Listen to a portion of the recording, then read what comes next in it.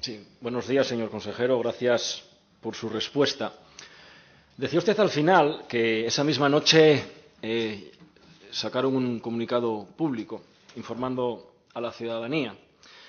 Y lo cierto es que la ciudadanía lo que más le ha molestado de este proceso es que esa información no se producía en tiempo real, porque estábamos ante una situación de posible riesgo. Era una nube tóxica diferente a otras anomalías en procesos productivos que hemos sufrido durante los últimos meses y, sin ir más lejos, esta misma semana.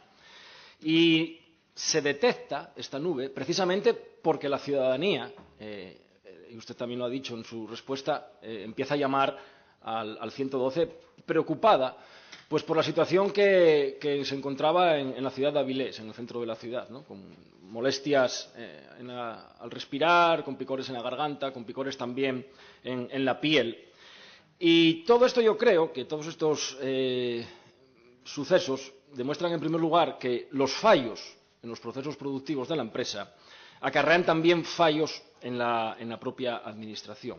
Y fallos que posiblemente se deriven de una falta de, y permítame la expresión, de nacionalizar los controles, las prevenciones y las inspecciones en todo lo concerniente a los procesos productivos, ¿no?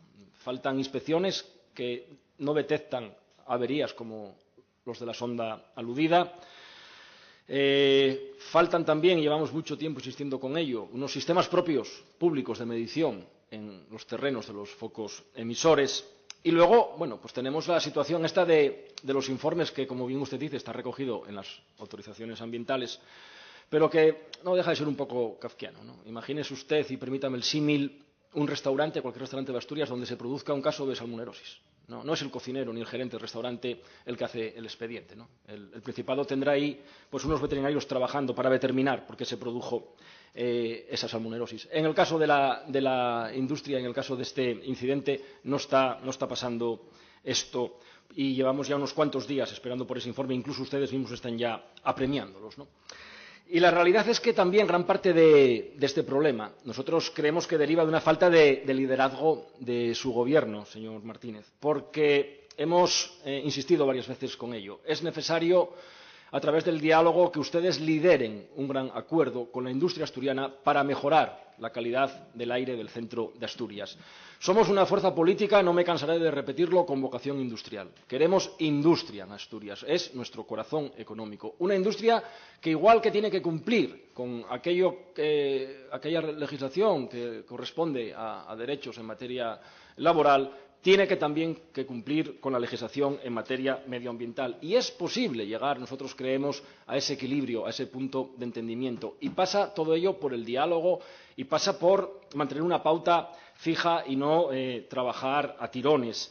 Porque pasamos de la manga ancha de la permisividad, pasamos hace unos meses de iniciar los derribos de las baterías de Gijón sin contar con la autorización ambiental, a luego una oleada de expedientes sancionadores y de multas. Nosotros creemos que hay que actuar con otro talante y de otra manera.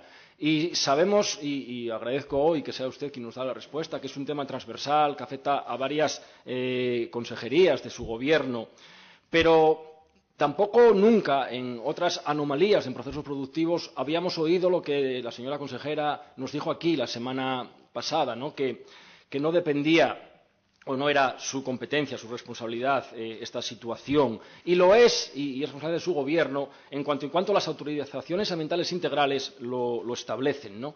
Y, en último caso, si una consejería en concreta no es la responsable de esta materia, más de medio ambiente, pues yo realmente creo que todo lo que tiene que ver con la prevención y con el control medioambiental posiblemente podría, desde otro organismo de su gobierno, ser dirigido. Un organismo que trabajase fundamentalmente pues, en eso, ¿no? En la prevención, en la vigilancia y en la inspección, para lograr que sucesos como los del lunes pasado en Avilés no se vuelvan a repetir, para lograr que la ciudadanía esté informada y segura ante situaciones como las que se produjeron aquel día y, sobre todo, para lo que le dije al principio, ¿no? Para lograr, y hace falta vocación de liderazgo, por lo tanto, para lograr ese gran acuerdo que permita tener industria y tener paraíso natural en nuestra comunidad autónoma. Gracias, presidente.